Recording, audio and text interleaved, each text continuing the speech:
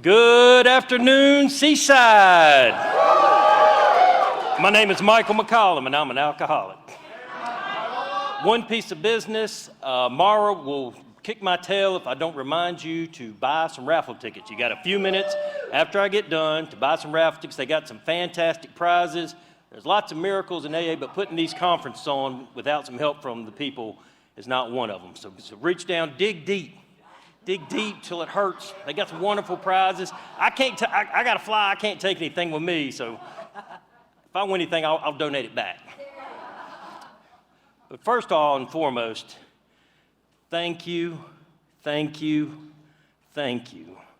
Zan, thank you so much for inviting me out here and allowing me the opportunity to participate in my own recovery.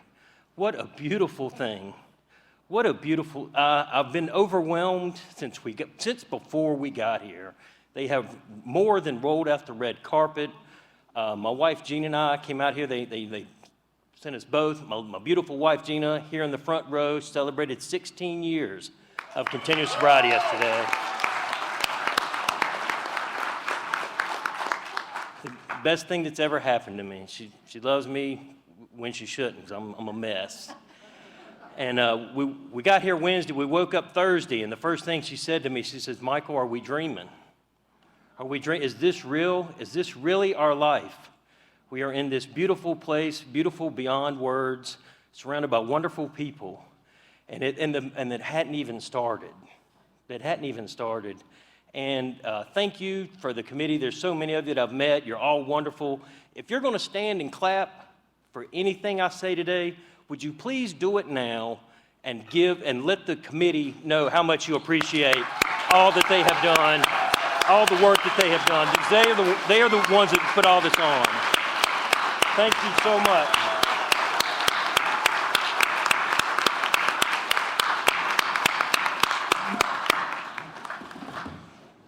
Thank you. It's been an amazing week. I've already mentioned Gina celebrated 16 years yesterday. My sponsee Tom celebrated 3 years on Thursday, and there have been a lot of bizarre things happening. A lot of bizarre things just last weekend. I don't know if any of y'all know about the NCAA basketball tournament, but both NC State's men's and women's teams made it to the Final Four. That's never happened before. The men's team hadn't made it since 81, 41 years. Bizarre. And then on my side of the country, we had a lunar eclipse, a total eclipse that spread across 13 states from Texas to Maine. Everybody was like, it was like a holiday Monday. Everybody was going out. They were lunatic crazy. And you know the most bizarre thing to me that happened this week? You find people spent perfectly good money to fly a hillbilly from North Carolina all the way out to Oregon just to talk about his drinking. I was like, man, this is bizarre. You want to talk about some bizarre stuff going on? Like 2,868 miles just to talk about myself? Okay, all right. It's their dime, but, well, I'll get into it. I have a sobriety date. It's October 29th of 2009. I have a home group. It's the early bird group of Alcoholics Anonymous. We meet every day at 8 a.m. at the Summit Fellowship Club. What's the greatest thing about my home group is they bring the men from the local treatment center who are in their first 30, 60, 90 days of recovery. And I do something funny. Not everybody does it. When they come in, I know who they are because they come in the van together. And I walk over to them and I introduce them. I stick my hand out and I say my name. I tell them it's nice to meet them. I ask them their name. You know what I do the next day when I see them? I call them by their name. Because it's so important for just the people to know that somebody else cared. Because everybody knows what it's like to walk into that first meeting by yourself, at least I do, and just to see a smiling face and to know that somebody else cared if I stay sober. And I've got a sponsor, he's got a sponsor, I sponsor guys who sponsor guys. And sponsorship and sponsees is one of the greatest gifts of this program.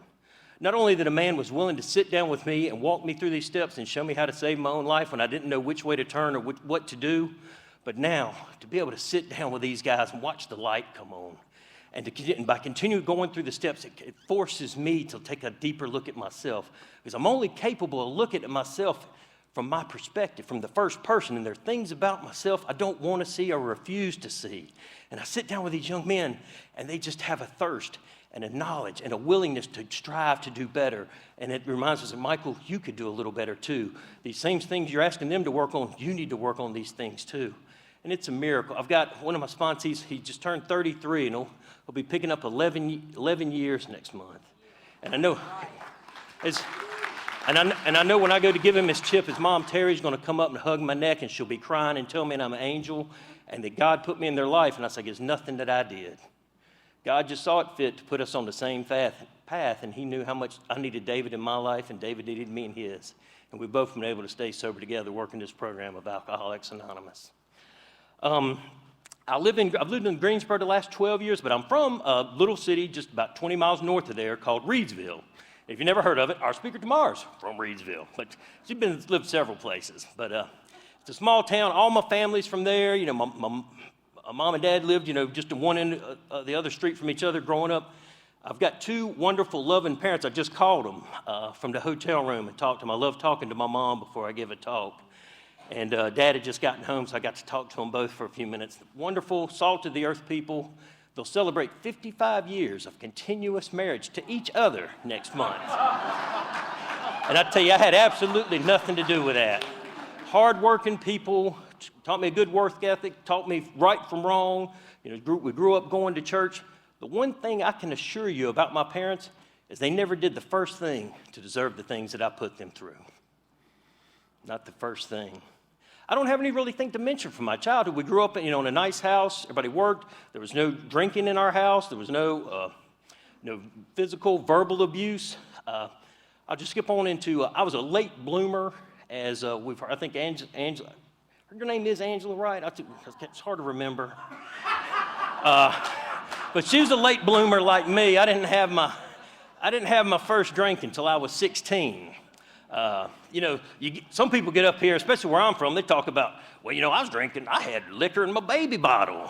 And I knew where my uncles were making moonshine. When I was 4, I was helping them make it. I was like, I wasn't raised like that. I was raised by Presbyterians. We weren't drinking moonshine, sitting around the house and carrying on and stuff like that. And on the outside looking in, everything looked great, Everything looked great. I could fit in, I could fit in with all types. But the thing was, I always kept people at an arm's length. Because if you got too close and knew who I really was, you would not accept me. And I don't know where this desperate need for peer approval came from, but I had to have it. And I would try to do and be anything I thought you wanted me to be, to get your attention, to get your affection, to be accepted.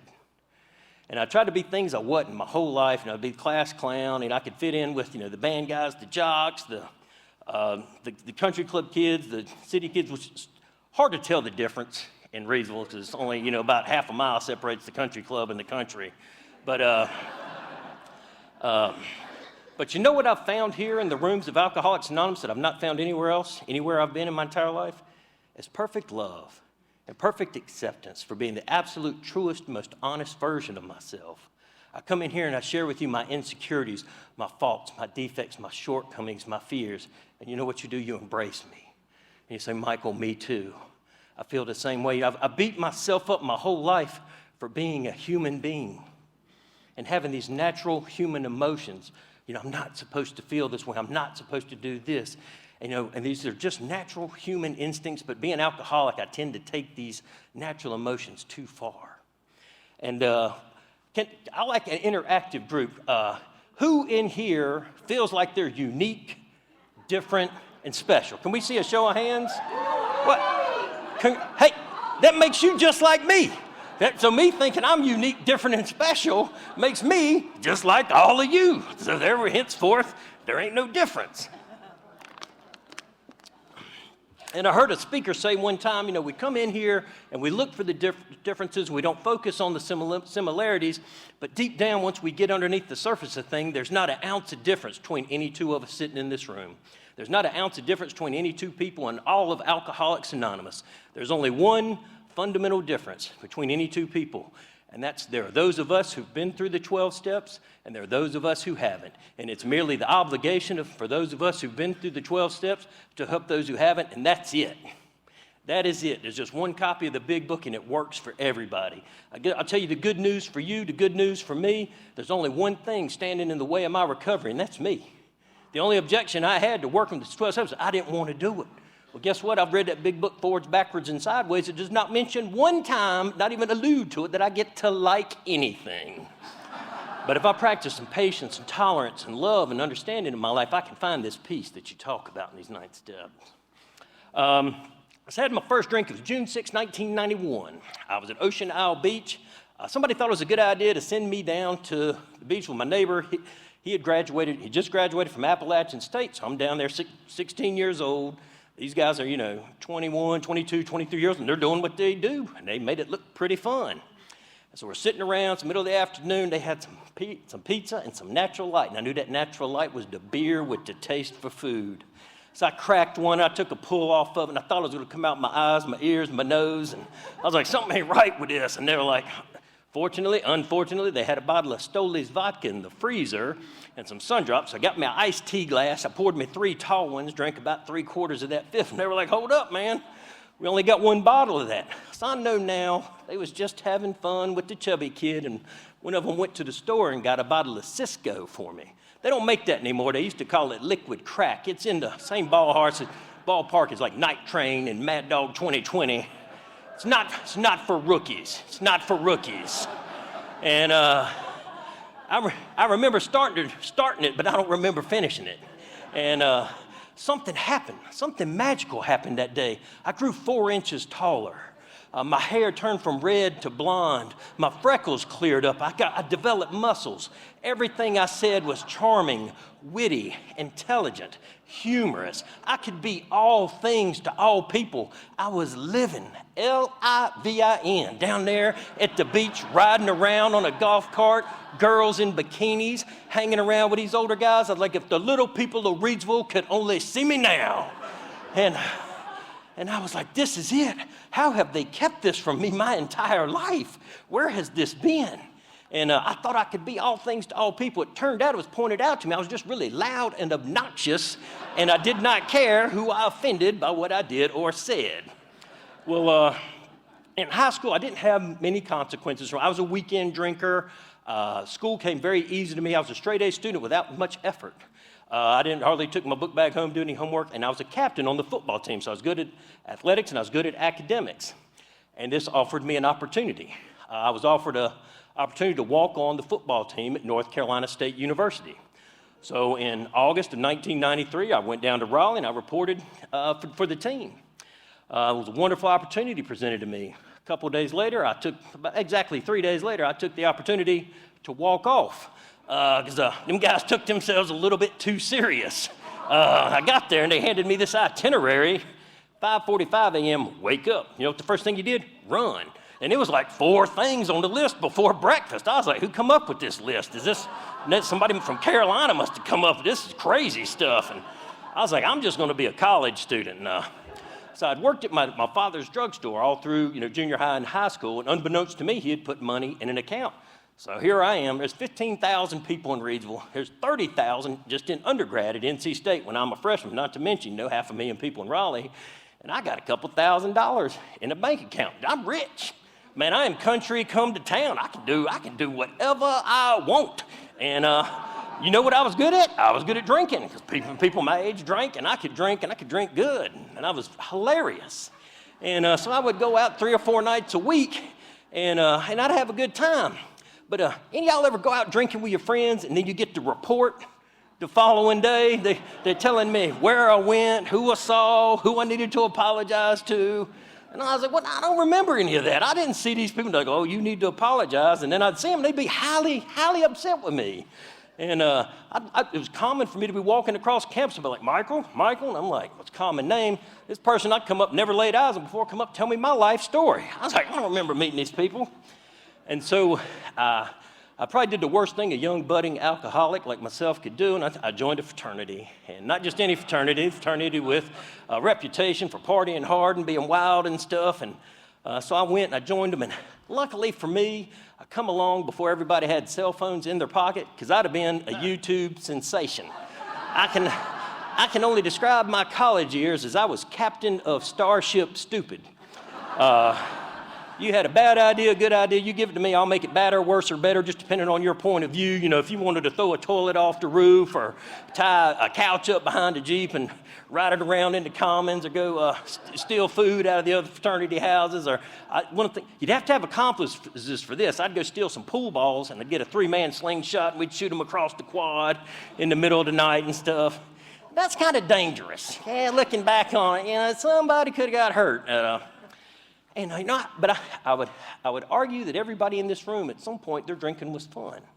And I was fun, I'd have a good time, but inevitably, at some point in the night, I would step over that invisible line where I would become violently antisocial. And I've known for years what I was doing. I would overcompensate for areas in my life that I was falling short, i.e., I'm not getting attention from a young lady tonight, so I'm gonna beat somebody up half my size, maybe 2 or 3 guys. You know, I wouldn't pick a fair fight. And I got extremely violent on more than one occasion. There was one instance where I broke a guy's jaw, and then his friend jumped in, and I threw him down. I broke 4 of his ribs, punctured his lung, and if my friend hadn't pulled me off of him, I could have beat him to death with my bare hands. And I don't tell you that because I'm proud of that. I tell you that. I don't tell you that because I think I'm a tough guy, I can fight. I tell you that because I was scared to death of myself. I was scared to death. Because by the time I was 19, I knew I did not react to alcohol the same way other people around me did, but I didn't have the knowledge to ask for help. I didn't know how to go to somebody and say, I'm scared of what I'm capable of doing. You know, somebody help me before I hurt myself or somebody else. I didn't know how to ask for help. You know, I'm taught you're a big, strong man. You figure it out. You work harder. You do right. But I didn't know what to do. I didn't know what to do. When I got in trouble a couple other times, by the time my junior year rolled around, I was on double secret probation for some other things that I had done. And I'd turned 21 and I wasn't going out to the bars because I knew I was on thin ice. And the graduating seniors wanted to go out and do the Hillsboro hike. There's about 25 bars on Hillsboro Street, and the gist of it is you go to all of them and get a drink. So if you're bad at math, that's 25 drinks. Well, you know, before you go out and do that, you know, my good thinking, I said, well, I'm gonna drink 6 and have a couple bong hits before I go, because, you know, you gotta prime the pump. You just can't go hit the streets stone cold sober. They're gonna be charging good money for them drinks at the bar.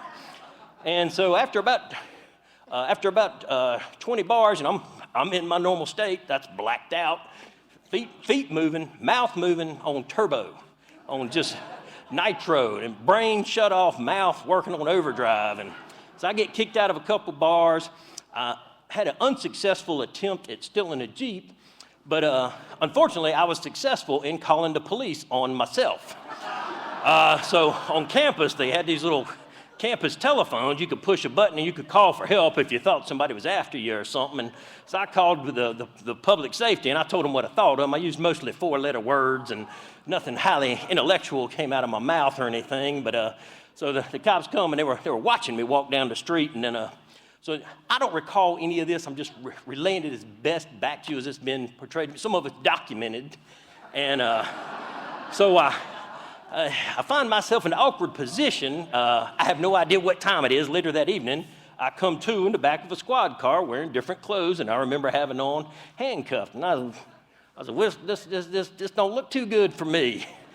And they had a questionnaire typed up. They was asking where I'd been, what I'd done, and what did I know about this fire that happened at this fraternity house. I said, well, obviously, I didn't know nothing about no fire. I didn't know nothing about anything. And to this day, I can honestly say I have no idea whether if I did it or did not do that. But the police had this thing. I don't know if y'all ever heard of it. They had this thing called evidence. And now this evidence didn't look too good for me, and on top of that evidence, they had what you call an eyewitness. But it was dark, and I was outside. Somebody resembling me was a long ways away, but somebody had gone into the fraternity house and set a couple of tables on fire, and the tablecloths set a couch on fire, and when they exited, the lawnmower said something they disagreed with and threw the lawnmower off the deck, and somebody heard it and stuck their head out, and somebody was able to come down and put it out with a couple fire extinguishers, and nobody was hurt. But it was after 1 o'clock in the morning. It was the end of exams, and there was only about 6 or 7 guys in there. But you know, it could have been a lot worse. And it was going to be treated as a fraternity prank. It wasn't that big of a deal. But the very next weekend, Mother's Day weekend, 1996, at the University of North Carolina at Chapel Hill, just down the road, There was a serious fire at a fraternity house that burned all the way down, and 6 young people lost their life. What I had done became a very serious matter. That following Monday morning at 8 o'clock, my phone rang. It was the Wake County Sheriff's Department calling to inform me that a warrant had been issued for my arrest, and I was being charged with first-degree arson and attempted murder, and I was looking at 10 years. So my dad had to drive me back down there to be arrested. I had to go see Paul Cousins, who's like the vice principal of NC State. If you get in trouble, you have to go see him. It was the 3rd time I had to go see Paul. He said, I've seen you before. He was no less impressed with me on the 3rd time he met me as he was the first 2 times. And he looked at me, and he looked at the sheet of paper, and he looked up, and he said, Michael, you're a threat to public safety. You got 2 hours to get your stuff and get off campus. If you're ever caught on campus again, you'll be arrested on site. You can make arrangements to come back supervised with your parents to get the rest of your stuff. If we ever see you again, you're going to be locked up. So I went home from Raleigh with my tail tucked between my legs. It was a low time. I had to, after I got the call from the Wake County Sheriff's Department, I had to sit my parents down and tell them what I did. My mother couldn't say a word. She just put her face in her hands and cried. And one of my friends that I grew up, his dad was the state senator for our area, and he recommended an attorney, and he recommended I get an alcohol assessment. So I'm 21 at the time. I went and saw this adult lady. She was probably 26, and she had read some pamphlets on alcoholism at the community college or something. And you can't talk honestly about your drinking to this alcohol counselor. And so I'm in there lying about my drinking and stuff, because they got a little chart. Let me tell you this, it's crazy. If you drink more than 15 drinks a week, they say you got a problem. If you drink more than 6 drinks in a sitting in one day, you got a problem. I was like, yeah, if you drink 6 drinks in one day, you got a big problem. You ain't got enough to drink. Man, you drink 6 before you go out. You drink 6 to get started. I was, who come up with this? Who come up with the same guy that made that chart, that itinerary for the football team must have made up that chart. And people didn't know nothing. I was, man, So a couple weeks later, I just mowed the yard, and my dad comes in, he's reading the mail. And I don't know what he's reading, he hands it to me. It's a letter from that counselor, and it says, that Michael's experimenting with drugs, and he drinks alcoholically. My dad's a strong, silent type, and no real emotional, and he just hands me the paper, and I read it, and I'm like, oh my God, it says I'm an alcoholic. And my dad just read it, and I look up. My dad grabs the paper, crumbles it up, he says, they don't know what they're talking about. We're going to get another assessment. I said, that's right. That's right. They don't know what they're talking about. Because 21-year-old Michael, I was like, I'm too smart. I am too smart to allow that to happen to me. I'm not going to allow myself to be an alcoholic. Alcoholics don't grow up going to church and go to NC State University and live in a 2-story brick house with, cars. And that's, everybody knows an alcoholic, drinks wine out of a brown paper bag and has an overcoat, and they live under a bridge. That's what an alcoholic looks like. I had not been exposed to alcoholism. I had not been exposed to I didn't know what heavy drinking or alcoholism looked like. And at that time, like I said, I thought I had a decision. You know what I know today as I stand before you? I'm just as alcoholic today as the day I walked in here. I'll be just as alcoholic the day I die, but thanks to this program of Alcoholics Anonymous, I no longer suffer from the disease of alcoholism. And more importantly, the people who love me no longer suffer from alcoholism. Nobody said or did anything to me. Nothing happened to me. I was born an alcoholic. The first time I drank to blackout, and I drank that way every time.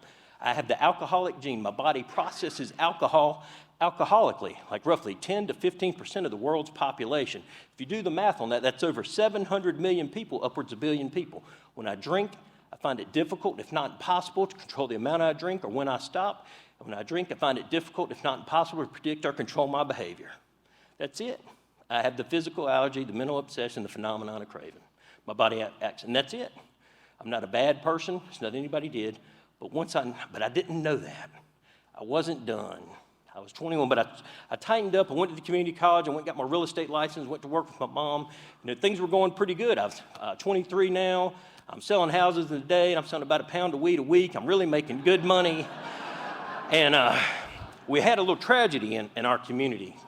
My friends Penn and Jewel, everybody was at a wedding. It was April 28th of 98. Everybody was drinking. They leave, and they're in a classic Corvette. Wheel comes off the car.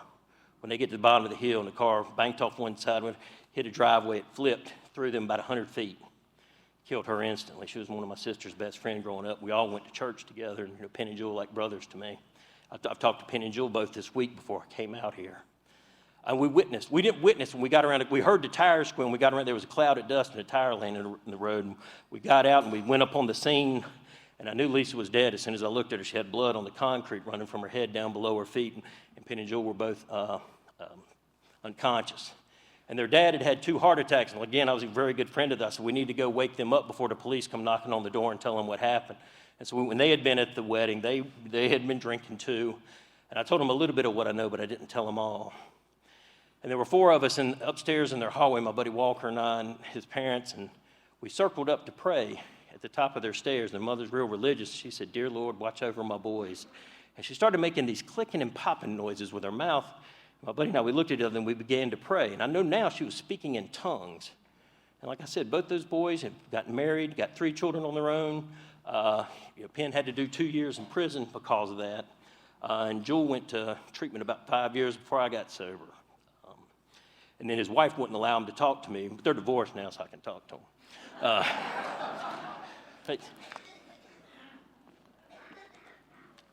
I didn't know how to react to that. I was a zombie for months. I'd never witnessed or had to go through anything like that. I didn't know how to cope with that, but you know how I coped with it, because I don't want to feel anything. I don't want to feel, did I learn anything from it? No, the next year I got my own DUI, more court-ordered alcohol classes.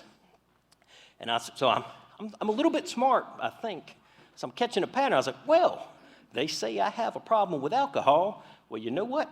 I'm just going to control my drinking with pills, powders, and plants. But I can never find the exact right combination. But it's to save all y'all a little trouble on your own. If you mix white bar Xanaxes with brown liquor, that equals losing friends. Don't nobody like that guy. You ain't going to get invited back nowhere. It's just nothing but trouble. So I developed some habits. I found if I used alcohol in the powdered form, I could stay awake for a couple of days and I wouldn't black out. And so 2006, I didn't sleep a weekend that entire year. I was up from like Thursday to Monday. Showed up at my mom and dad's house Christmas Eve. Been on a bender for about 8-9 days. Who knows? And I got to clean the shirt off the top of the pile. Took a shower and had this real nice handlebar mustache that went into sideburns with no chin hair, looking like a professional wrestler. And I come in and I'm like, "Merry Christmas! Merry Christmas, everybody! Ho, ho, ho! Merry Christmas!" And they're like, "You all right?" "I'm good, man. I am good. Merry Christmas." Yeah. I pulled a knife on my 9-year-old cousin. He got lippy with me. I just wanted him to see I ain't somebody to mess with. And Pal's doing fine. He's 26 years old now. He's graduated from Wake Forest with an MBA, full academic scholarship. I was talking to him when he was in college. He was doing great, and I knew he was doing really well in school, and he knew what I'd done. And his father suffered from this disease too. And I was talking to him, and I said, "Yes, I know you're doing good in school." I said, "You're not drinking, are you?" He said, "No, Michael." I said, "No, I don't want to disappoint you. I don't want to disappoint you." His father took his own life about 2 years ago as a direct result of this disease. But back, about 8 years ago, I was able to help him and his sister find Alateen to help deal with their dad's alcoholism, because these are gifts of the program that I would have never found on my own. So we'll get back. It's February of 2007. And by this time, I am full flight from reality. Like I'm off the reservation. I cannot distinguish the true from the false. And it's sometime in the afternoon, and my current girlfriend at the time's over at my house, and it had to be sometime in the afternoon because her husband was still at work. And I called my mom up and said, "I ain't coming to work no more," and that won't news to nobody but me. And my mom, I can't say enough good things about it. It's hard to hear the alcoholic male tell a story without ending up at mama's house on mama's couch in mama's basement. My mama got I was already working with her, so she got a smaller house, and you want to talk. And got a smaller house, and so I couldn't move back in. So I'm sitting there telling her all my designs that I had for living. And I said, "Well, I had this house and a little bit of land." I said, "Man, I never sleep. I could turn this place into a gambling and liquor joint. We could shoot dice, play cards. Like, I never sleep. Nobody can slide nothing by me. I'll sell liquor by the drink. I could probably sell some party favors." And I had this lawnmower out in the garage. It hadn't run in about 5 years, and this little garden area I'd never used. I knew with a little bit of grading in the garden area and some wrenching on that lawnmower, we could have some souped-up lawnmower racing on the weekends. I was even going to build a concession stand and everything. We'd have had a large time. And they come and got me the next morning, and my sister, my dad, and a friend of the family. They took me out to the Rockingham County Mental Health for an assessment. And they assessed they had brought me to the right place, and they signed me up for some IOP, and then I had to go see this local psychiatrist in town and lie to him on Tuesday mornings. I'd go in there, and he'd be like, you been up all night? I'd be like, no. And he'd give me that ducky down eye look, and I was like, don't you be ducky down eye looking at me. You know I'm lying to you. Just say it, ducky down. And I laugh and joke about it now, but these were sad, sad times. I was 32 years old. I knew the gig was up. I live in a small town. The guilt and shame weighed so heavy on me. I knew I had these two wonderful, loving parents who'd give me every opportunity in life that I didn't deserve, and I'd squandered it all. How would I repay these two wonderful, loving people? By being the absolute worst possible son I could be to them, from lying from them, from stealing from them, from not showing up when I'm supposed to.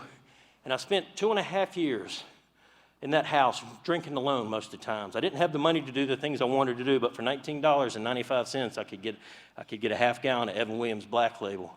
And I drink all but about a little bit for in the morning, because the only friend I knew at that time was the darkness that came.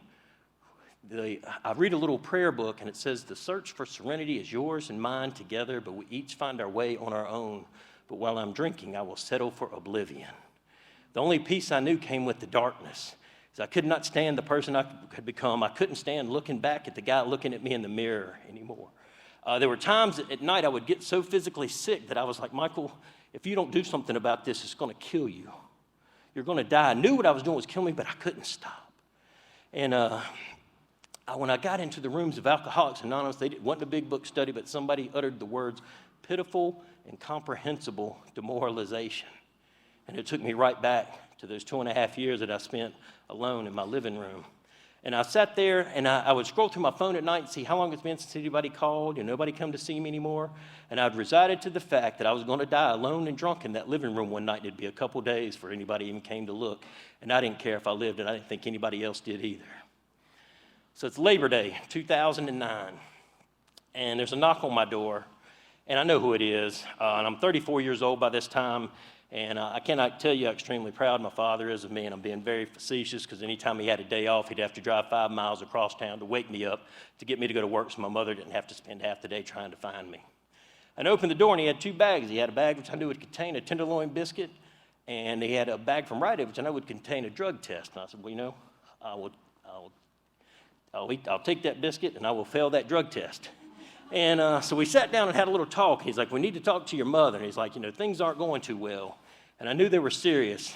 So I got cleaned up and went over to their house. It was a beautiful, sunny day. And my mom keeps her house immaculate. You could eat off the floor. And I walk in there, and my mother said something she had never said to me before. She said, I want to talk to you outside.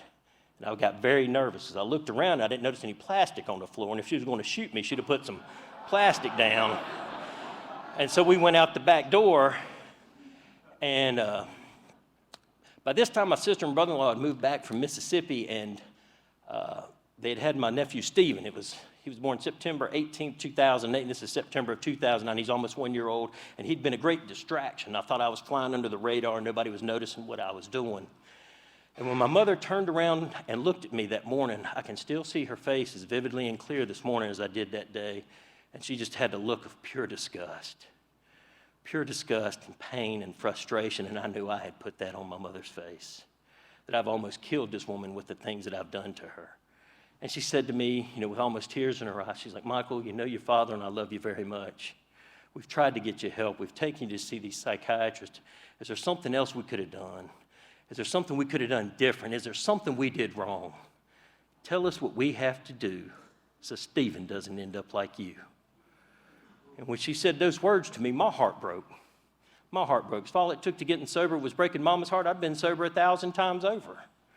And at that point in my life, I was at absolute zero. I was mentally, spiritually, and physically bankrupt. I had nothing. The man who thought he was always so smart, the man thought he was always 3 steps ahead, the man thought he could, talk and figure his way out in any situation. I had absolutely no idea, no direction, what I needed to do with my life. And something peculiar happened just a few minutes after she said those words to me, and my phone rang. And this guy I hadn't seen in almost a year, and surprise, surprise, he's almost 1 year clean in the other fellowship. He said, how you doing? I said, man, I'm not doing too good. I said, are you still going to those meetings? He said, I am. I said, can I go with you? He said, we'll come get you. And he and his sponsor, Reed Penn, I can use Reed's full names. He moved on about 6 years ago, but Reed helped many, many men in my community get sober. You're looking at one, and owe my life to those people. Owe my life to those people. The first week and a half I went to meetings, somebody took me.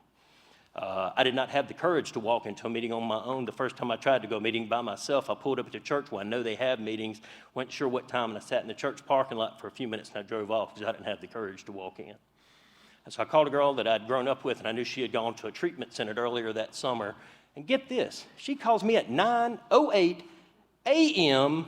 on a Sunday morning. And she's like, oh, hey, Michael, it's so good to hear from you. I just left the early bird group, Alcoholics Anonymous. It meets every day at 8 a.m. at the Summit Fellowship Club in Greensboro. And I'm like, hold on now. Who is the one that sounds like they've been up on the pixie dust all night, calling me all happy at 9 o'clock on a Sunday morning, talking about going from Reedsville to Greensboro at 8 a.m. I was like, man, you're going to have to get up early. Like, you ain't going to fall out of bed and be 25 miles away. That's going to take some planning and some effort. So I got up, I went in there, I strolled in there that Monday morning. I wish I could have made myself invisible. I tried to sneak into a seat without anybody seeing the 320-pound red-bearded man. No, I was very inconspicuous, very inconspicuous. The alcoholic ego is an amazing thing. It recovers quickly. It's no less than halfway through that meeting, I had caught on. I was like, all you got to do is sit up straight, make sure your hair is brushed, talk real pretty. I was like, you got this, Michael. You know how to talk. But, I talked for more shock value than anything. They cut me off after I dropped a couple of MFers and this and that. I didn't say anything spiritual. I didn't say anything. If you want to talk about it after the meeting, we can, but it's a waste of time. But anyway, and to let them know I was paying attention, at the beginning of the meeting, they said, if you feel like you got to share twice, wait till burning desires. So guess what I did? That's right. I bought him another, I unloaded the other barrel at burning desire time. And after the meeting, everybody just kind of whoosh. And I'm looking around. I was like, you done did it now. It's the first place you've been welcome in years, and they're going to tell you to leave and never come back. So I stood there for about 30 seconds, and Bob F. came up from the back of the room, older guy, and he put his hand on my shoulder and leaned in. He said, son, we love you. We want you to keep coming back, but you need to shut up and listen. And now, Bob was right. I just didn't have the ability. I had graduated from phase 2 of that IOP program at the Rockingham County Mental Health, and I had all this wealth and knowledge that I could share with these people. Because if I'm going to be here for 30 or 60 days, I might as well be helpful. I've got the best of intentions, because I don't know about you, but when I found myself in the rooms of Alcoholics Anonymous, the last place I wanted to stay or be was the rooms of Alcoholics Anonymous. As a matter of fact, I'd forgot all about that letter that they had said when I was alcoholic when I was 21. In my mind, by this time, I had cured myself of my alcoholism with my current drug addiction. I no longer suffered from that. And so I got up, and I was intrigued, and I started coming to the meeting every day, and I was listening to people's shares, hanging on your conversations, and I was waiting to hear the one person say the one thing I needed to hear that was going to fix me. What I really wanted was somebody to do it for me, because I'm lazy. And so I heard y'all say this. You said, you don't think you're alcoholic? Try some controlled drinking. I said, alas, we have a solution to the dilemma. So I'd go out and I'd have 7 and eat. I'm 300 pounds. I can have 7. I'd just prime to pump. And then I'd go home and I'd read from the Daily Reflection and the 24 hours. And it didn't matter what the topic was going to be the next morning. I was going to wax poetic on them. I was going to load up both barrels, ready to share. And so I'd sit in the same seat, and I knew after, priming to pump and doing my homework, I'd raise my hand to share, and I knew as soon as my lips parted, the skies opened up, the clouds parted, the sunlight of the Spirit shone in and lifted those people up on a pink cloud of spiritual tranquility that I painted with the beautiful words that were spewing from me of recovery and all my wealth of knowledge and wisdom. And they were hanging on every word I said. They were listening. And you know what they would do? Because I sat by the door, those men and women would leave that meeting, and they would come by, and they would lean in and pat me on the shoulder, and they would say, son, I'm praying for you. I'm praying for you. The men and the women, they would come by, and I'm praying for you. And I thought to myself, isn't that nice? Isn't that nice? These sweet people, they're hanging on every word I say. They're praying for me. And I did not have 1 ounce of humility, zero, less than none. But I figured this out all on my own without anybody's help because I couldn't ask. I didn't have any humility. I figured out all by myself. When you was talking about praying for me, you thought what you was really saying is you thought I was crazy. And so I was like, don't you pray for me. I'm going to pray for you. If anybody's praying for anybody, I'm praying for you. And I'm going to pray for you twice before you even wake up. If anybody praying for anybody, I'm praying for you. You sneaky, sneaky people tricked me into praying when I come in there saying I ain't never praying again. So I don't know, but anyhow, spite's a powerful tool. Spite will keep you sober for a little while. It won't last, but it'll get you started. And so it's October 28th, 2009. If I'd known it was going to be my last night drinking, you know the deal. I'd have done a better job.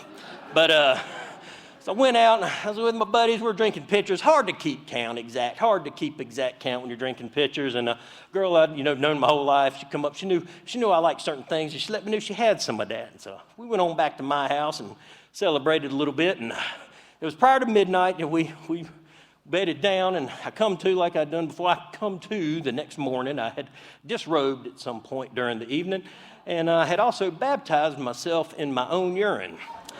So I sat up, I looked at me, looked at the condition I was in, I looked over at her, and she was about as big and hairy as me. And I do not want to hear any chauvinistic remarks after I will give you a blanket. I assure you that woman was as equally disappointed in me as I was with her. We were on a level playing field. Take it up with your sponsor. It was even Steven.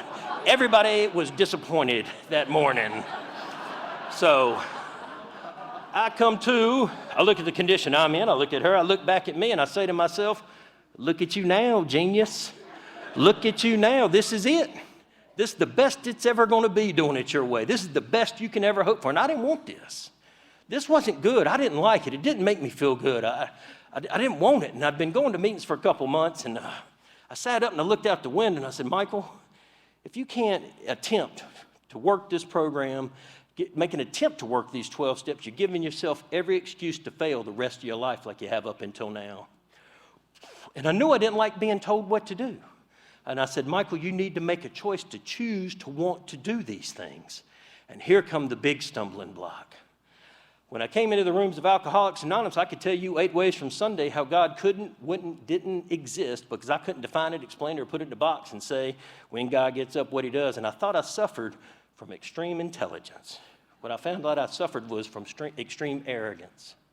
And I looked out that window that morning before I got out of bed, and I said to myself, I said, Michael, it seems like this getting sober business is hard enough without making it a one-man mission to prove whether God does or does not exist.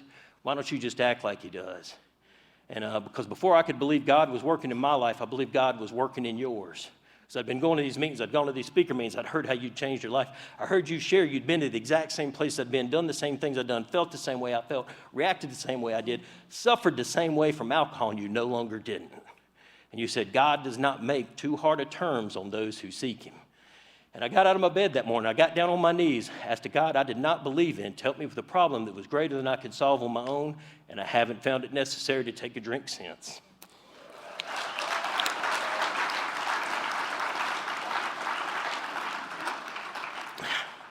Again, the problem was me. I thought I had a problem because I read ahead in the steps, and I saw in step 3 it mentioned God, and I said, well, I had to exclude myself. I said, this isn't going to work for me. I don't want anything to do with this God, and this God don't want anything to do with me. God doesn't help people that have done the kind of things that I've done to other people. I made this mess. It's up to me to get out of it. And the real problem was, my sponsor pointed out, Michael, if you're having a problem with one of the steps, you need to work the one in front of it.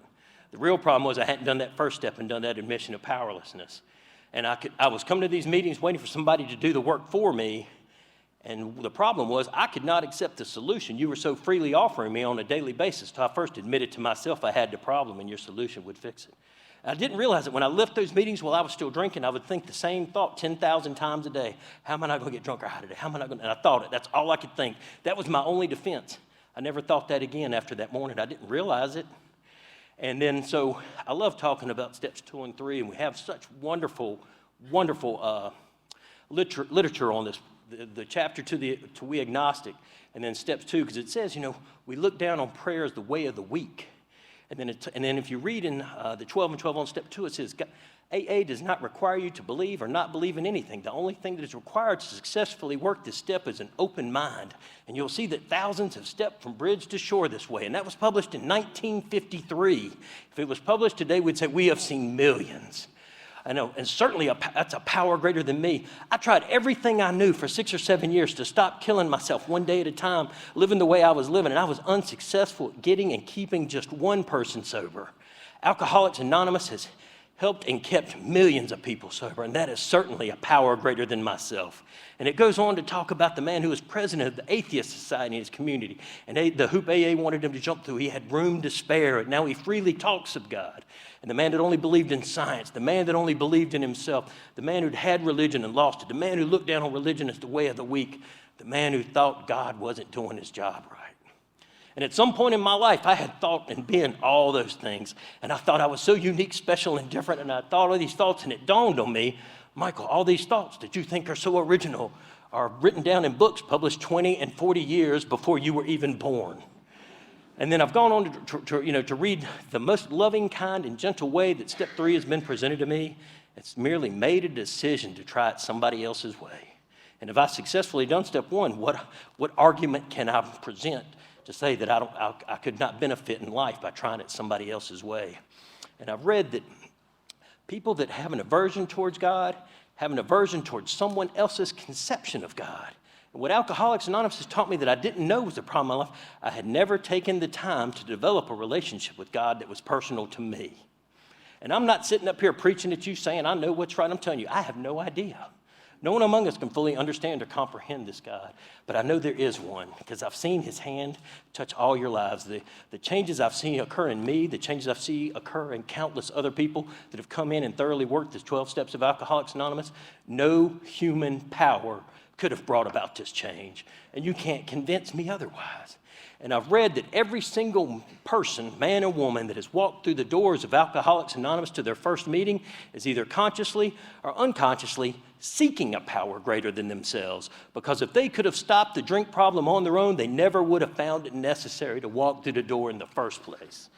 So that's why, and that took me right back to the very first time I walked to that room. I was scared to death. I knew I was terrified of what you would think of me if I couldn't figure this out on my own. And what I was really holding on to was I was holding on to the thought, the idea that I could do this on my own without anyone else's help. And I knew I had failed and I would fail again. And there was absolutely zero chance of me being successful at staying sober on my own. And I just needed your help. But once you had me over that barrel of powerlessness, you opened up a roomy world that's all powerful at the tip of my tongue, on the tip of my finger, and that's to ask for help.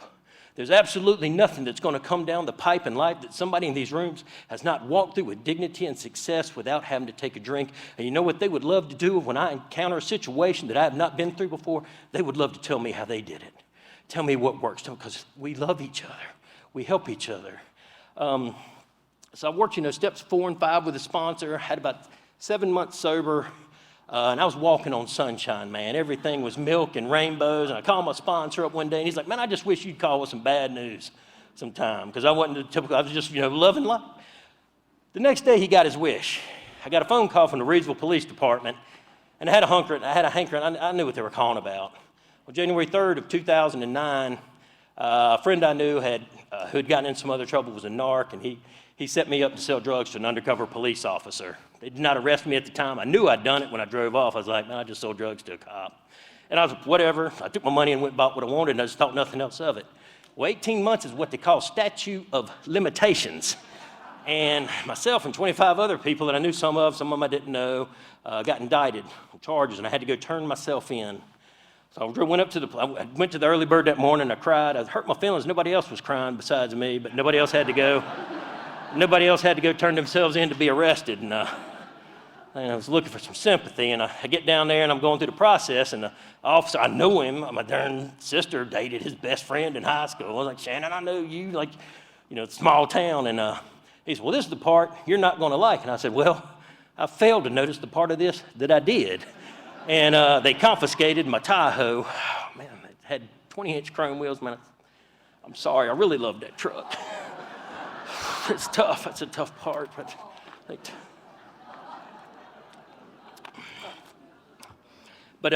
so I was, again, facing another 10 years of possible time. And there was nothing really I could do about it, except I went to AA, but a miraculous thing happened. I wasn't terrified, I wasn't frightened, I didn't want to run from it, I was ready to face it, because you said, Michael, all you have to do is the next right thing, and just trust God. And so I reached out and I asked for help. You want to talk about a dose of humility? I called, lifelong family friends, retired judge, a county commissioner, people in the community, and told them what I did.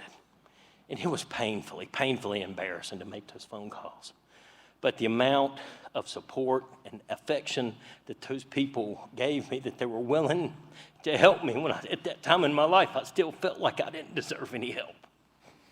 And I went to court a couple months later with 27 letters, written by these people, and the judge said, I've never seen anything like this before. He said, you owe these people a debt of gratitude. I got deferred prosecution, which means you're on probation for a year, which is to satisfy the terms of probation when you're not breaking the law. And he sentenced me to one AA meeting a week. I'd already gone to about 700 that year. So what's my life like today? It's miraculous. The life you have given me that I never knew I wanted. If I'd have told you what I wanted in my first couple weeks of AA, I'd have sold myself so short. And then I look back and to think, I almost gave all this away. I almost traded it for nothing. Laying around on the couch, being worthless, drunk, not washing is terrible. That first year flew by. Like I said, I went to over 700 meetings. I gave about 1,000 people rides. Now, I'm going to jump ahead to, it's March of 2020, and I'm watching the NC State Duke game. It was close to halftime, then Duke started killing us, and I got a Facebook messenger from a girl I went to high school with, hadn't talked to her since 1993. She messaged me and said, Michael, are you still in recovery? Can you help my brother? He says if he doesn't get help tonight, he's going to die. And so I called her, and we talked for a few minutes. And I was in Greensboro, and he was in Reidsville, and she told me where he was. I said, I know exactly where he is. I'd been to that place before. And so I called a friend of mine. It was about 10 o'clock at 10:15 at night. I met a friend of mine close to there, and we rode together because I didn't know what I was going to be walking into. And it was a single wide trailer. There was no car there. I'd seen that he and his girlfriend had been in the paper for stealing and doing the kind of things you do to support your habits. And the yard was full of trash, porch was full of trash. There's newspaper taped on the windows. I get up on the porch and I knock on the door, and I answered. I saw myself standing there. He could not look at me. I recognized the smell as soon as he cracked the door. He couldn't make eye contact with me. After about 20 minutes, I coaxed he and his girlfriend to get in my truck with me, and I took him to Wesley Long for detox. I talked to him about recovery, told him about AA, got him to the hospital. I gave him a hug, and I told him I loved him. And that was Rick. Rick was the guy that set me up to sell drugs to that undercover police officer 12 years prior. I never mentioned a word of it. I called a friend that I grew up with that at the time was 4 years sober and told him what happened because he was good friends with Rick too. And we'd known that he was going downhill, and I told him what happened. He says, man, he's like, and they know I used to have a proclivity for violence. He says, man, didn't you want to hurt him? Didn't you want to make him pay? I said, no. He's already paid enough. He's paid a terrible price. He's suffered. He's suffering now. He doesn't owe me anything. I forgave him years and years ago for that. If I hadn't been doing what I'd done, I wouldn't have got caught for it. That was my fault, not his. Before I wrap up, I always I read it wrong for a while, and people say it wrong in meetings all the time. It's the 12 steps is having had a spiritual awakening as the result, not a result. And we try to carry this message to other alcoholics and practice these principles in all our affairs. Because when I got to AA, I was looking for all kinds of A results. I was looking for a new car, a bigger house, a girlfriend, a lot more money. But the only thing that's promised is that spiritual awakening coupled with the psychological change. And I love listening to Sandy Beach talks, and he would guarantee us, he said, if a man wanted him as a sponsor, he would guarantee within 6 months he would have that spiritual awakening, the psychological change. And Sandy would say, the greatest gift the world has ever received are these awakened people. People just like you, people just like me. Everybody told my parents they had to get rid of me, to cut me loose before I drug them down. There was nothing that could happen, and they never gave up on me. They never gave up. I'll tell you this last story. It was October 30th, 2010. I'd picked up my one-year medallion the day before. This is a Saturday now. And my 98-year-old grandfather had been in the hospital all week, and he wasn't doing well. And it was a Saturday morning. I got to my parents' house, and right after I got there, the phone rings. My dad answered, and I can hear on the phone the nurses were making him comfortable. And my first thought was, Grandma hasn't seen him since I took her up there to see him on Thursday. I need to go get her right now and take her up there. Now, that's not the way Michael thinks. Michael would react, how long is this going to take? This is going to be an inconvenience. Without hesitation, I jumped in my car. I went and got her at the nursing home, and I took her up to the hospital. We went up to the second floor, and we found his room, and his breathing was labored. The nurse came in. They told him he was on morphine, and I got to hold his hand. I got to kiss him on the head. I got to tell him I love him. I got to say goodbye. I got to hold my grandmother while she cried, and we were there when my grandfather passed about 20 minutes later and took his last breath. But I could hold my grandmother and be there. What a gift. What a gift that Alcoholics Anonymous gave me to be able to be there and be present for the people who love me and want me there at those most special times. And how many times had I missed because I couldn't be bothered to get off the couch, to be drunk? How many times could I be missed? You don't get a second chance to be there at those exact moments, to be there for the people who love and depend and want you to be there. The very next morning, I was at my dad's house first thing, and I said, and he got a phone call, and he's like, I need to go to the funeral home to make some arrangements. And I said, I'll go with you. And I was terrified. About 2 months prior, I'd made a verbal amends to my father with my mom there, because she's always butting into stuff. She couldn't let us have our own moment. And I had that Tahoe that got confiscated by the police. I had failed to mention I stole $17,000 from my dad to buy that Tahoe, and then it was confiscated, and the sheriff's department used it for a couple of years, but they put factory wheels on it. And but he forgave the debt. I had a lot of other money that needed to be paid off, and we got in the car, and my dad's the strong, silent type. My dad, he's past exalted ruler of the Elks twice time, president of the Lions Club, serves on boards at the county, well-respected man in the community. And to say that my drinking was an embarrassment to him is a huge understatement. And we're in the car, and I'm nervous to death, terrified, thinking, what do you say? What do you say? Nowhere in the big book does it tell you what to say to your father when his dad dies. And I thought for a minute, and this is what I came up with to say. I said, Dad, I love you. And I'm grateful I'm sober today so I can be here for you and help you go through this and be here for Grandma and Mom too. He says, son, I love you. And your mother and I are very proud of you. He says, I don't understand how this thing you're doing works, but I know the things you do help other people. Please just keep doing what you're doing. My dad had season tickets for the Redskins since 1987, but we hadn't gone to a game in over 5 years together because the last time we went together, surprise, surprise, I got drunk and embarrassed him.